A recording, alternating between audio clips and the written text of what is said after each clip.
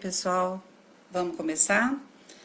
Bom, eu vou tentar explicar para vocês porque eu não sei dizer a quantidade de mensagens que eu estou recebendo aqui em inbox, a quantidade de perguntas que estão sendo feitas aí no grupo, as pessoas dizendo que os médicos não falam sobre o SUDEP, né?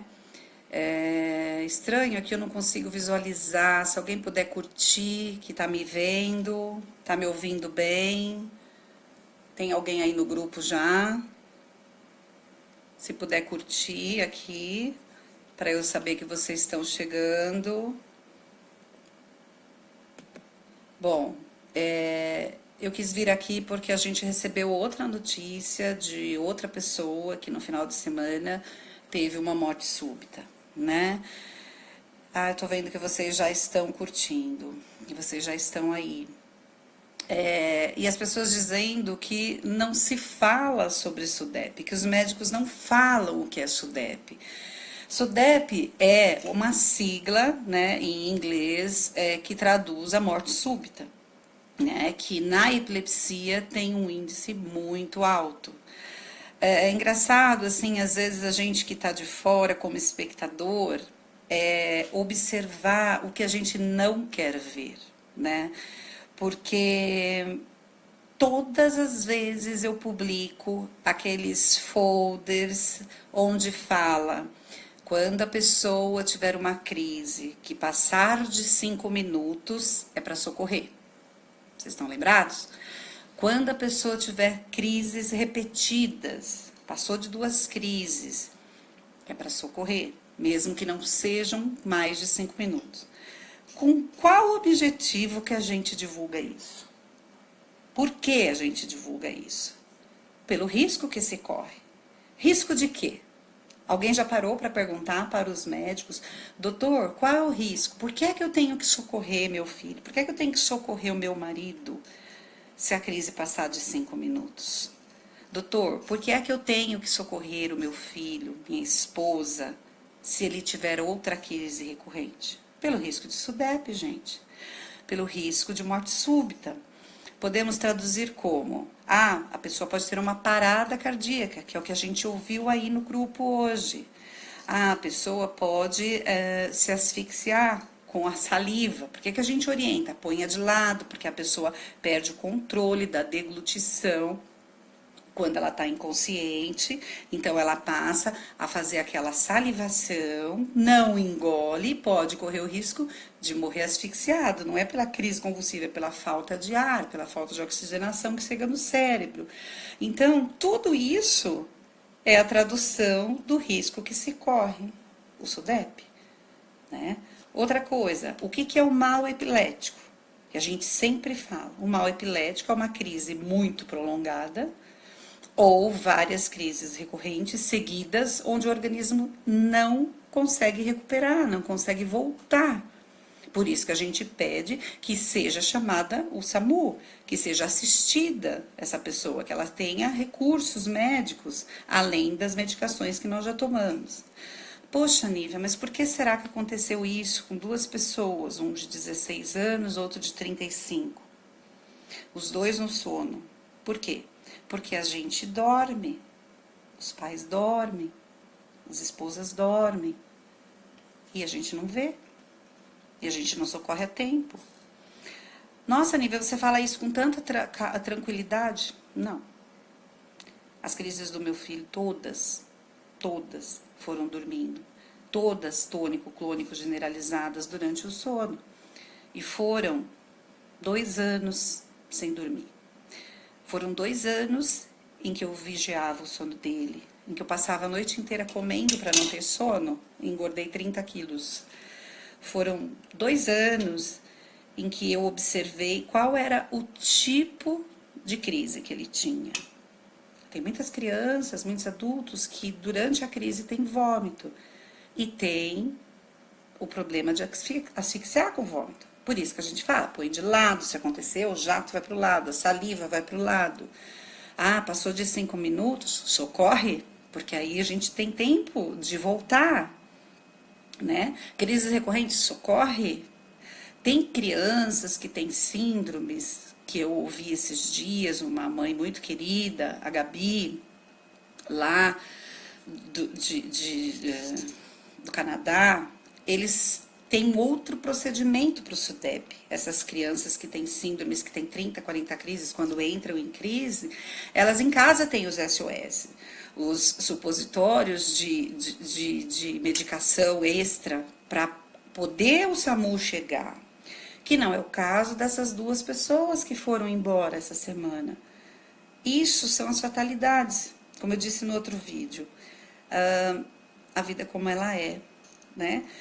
E é lógico, voltou todo o meu fantasma, como voltou de todas vocês. Mas a gente não pode esquecer que a epilepsia merece muito zelo. Eu sempre falo isso para vocês. Ela não é a atriz principal das nossas vidas. Nós não podemos deixar de viver, nem deixar que nossos filhos não vivam. Mas a gente tem sim que fortalecer e sempre falar da epilepsia. Por isso eu falo todos os dias. E sempre que alguém me procurar, enquanto ele lá em cima me capacitar, eu vou procurar orientar para sofrer menos do que eu sofri. Né? A gente põe filme de babá eletrônica, vocês já viram várias filmagens minhas. A gente orienta, né? Até a minha cachorra que vai lá e me avisa. Enfim, tem tantas formas até que se estabilize as crises, né? Mas isso é o SUDEP. É quando a pessoa entra em mal epilético ou quando ela tem uma crise em que ela tem consequências, seja cardíaca, seja respiratória. Então, como vocês estão dizendo que nunca ouviram? Talvez vocês não ouviram a sigla. Mas, gente, não sou eu que tenho que ir atrás de informação só. Nós temos que nos ajudar. Tá aí o Dr. Google. Clica lá. O que é SUDEP? Se vocês forem aqui no canto superior direito do grupo, tem uma lupa. E nessa lupa, vocês clicarem uma palavra-chave, tudo que eu já publiquei nesses 4 anos vai aparecer, né? Então, eu vou tentar ler um pouquinho o que é que vocês estão me escrevendo aqui.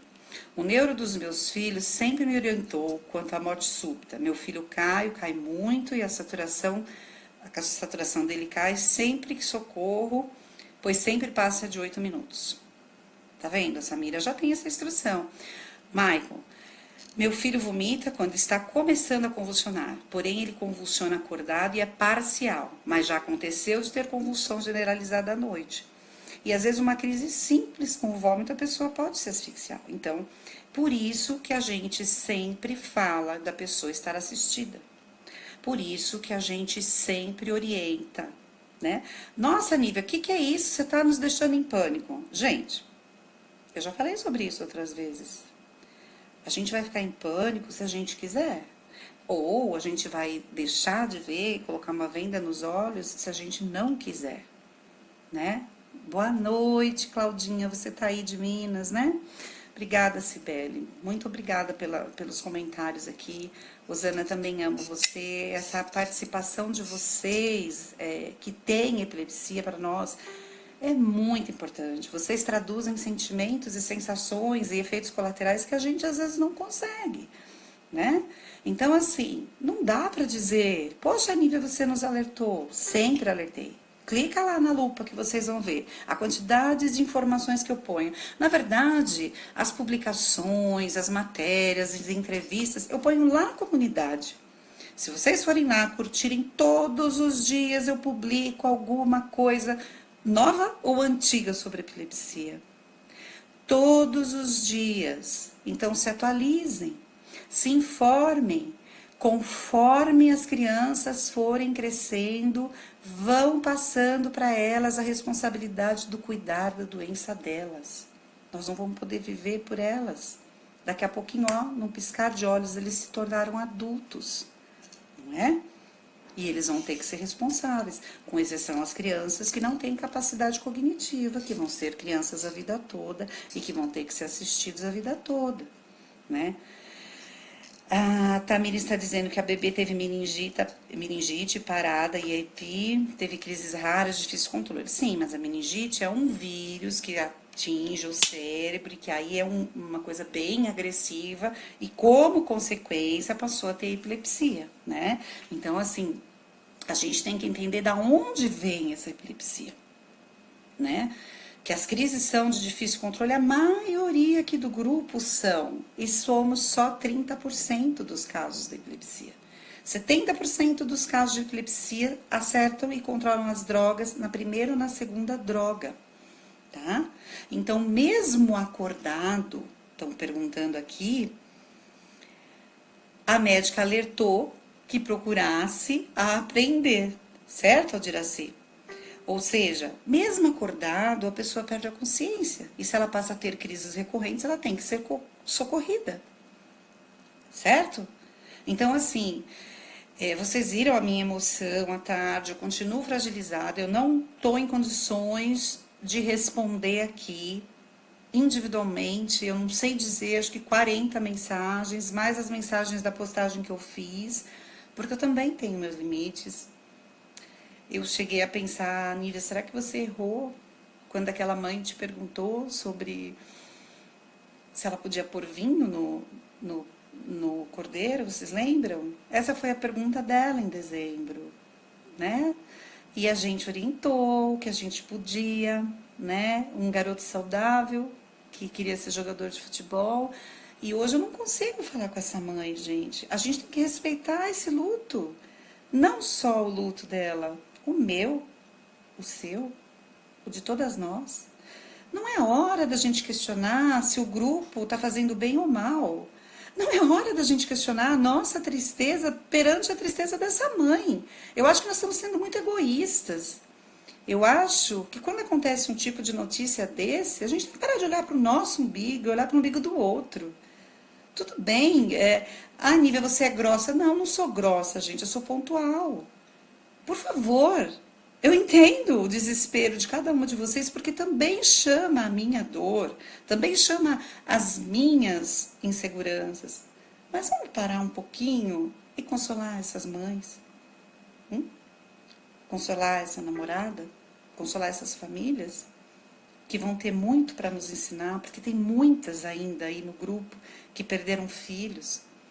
A Aline, a Sandra, a Alessandra, né? Olha, se eu ficar aqui intitulando quantas crianças nós já perdemos, quantos adultos nós já perdemos. Só que nós somos um meio de 12 mil pessoas em que todas vivem a mesma situação.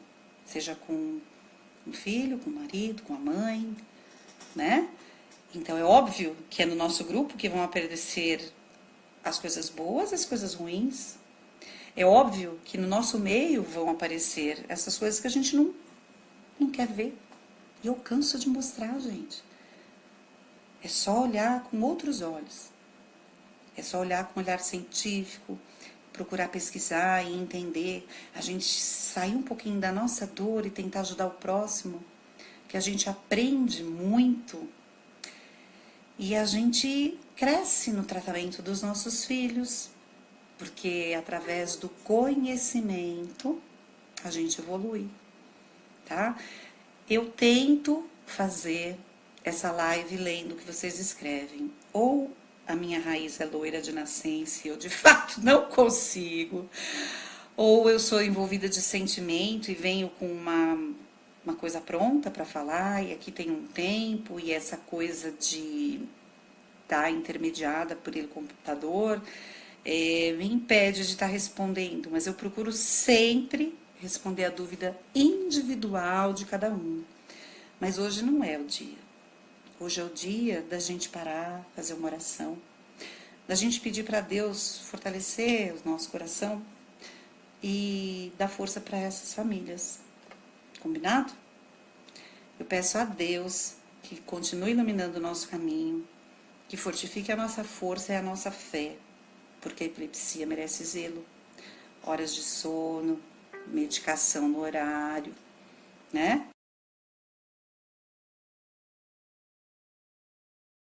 Qualidade de vida, não só para as pessoas com epilepsia, para qualquer pessoa. Quanto mais para as pessoas com epilepsia. Eu corro o risco de SUDEP. Qualquer pessoa corre o risco. Combinado? Ó, hoje eu só peço uma oração em conjunto, para que a gente volte a ter paz e para que a gente possa ajudar o próximo e pare de olhar para o nosso sofrimento. Combinado? E por isso eu sempre mando esse beijo roxo, que é pra gente não esquecer. O que é o roxo que essa mulher louca fala? O roxo simboliza o Purple Day, que simboliza a epilepsia, que a gente tem que falar todos os dias. A gente não pode sair do consultório com dúvida. A gente não pode deixar a escola com dúvida. A gente não pode deixar nossos filhos com dúvida. A gente não pode ter dúvidas. Com conhecimento, vocês vão ver que tudo fica mais fácil. Tá? Beijo roxo.